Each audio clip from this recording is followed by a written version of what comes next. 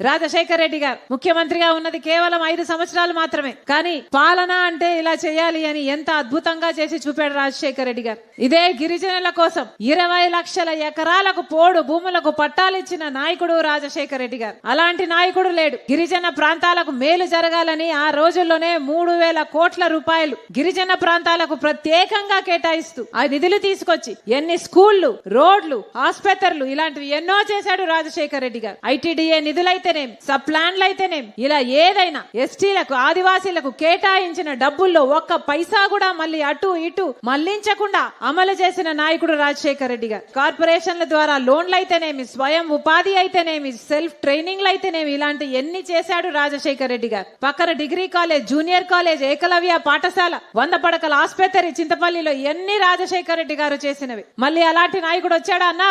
ఎన్ని చెప్పాడు జగన్మోహన్ రెడ్డి గారు? ఎస్టీలకు పావులా వడ్డీకే రుణాలు ఇస్తాను అని చెప్పలేదా జగన్మోహన్ రెడ్డి గారు? ఇచ్చారా అన్నా?